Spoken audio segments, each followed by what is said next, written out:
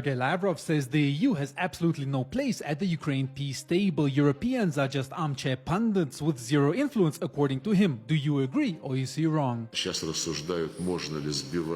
There is talk amongst the Europeans about whether it is permissible to shoot down targets over Ukraine from the territory of neighboring countries, or whether one should wait until these targets actually reach the border. You know, this reminds me of the great Soviet satirical writers Ilf and Petrov. In one of their novels, they describe how, in the early Soviet years, people would gather in public places and start discussing politics of France, Britain, and of the newly created Soviet Union. The authors called such people Pike vests, individuals who bear no responsibility, yet enjoy posing as major figures and talking about issues in which they can neither act nor decide.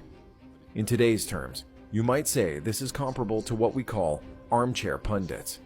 Europe, quite brazenly, is now trying to claim a place at the negotiating table. But with the stance it takes, rooted in revenge-seeking and the goal of inflicting a strategic defeat on Russia, it simply has no business being there.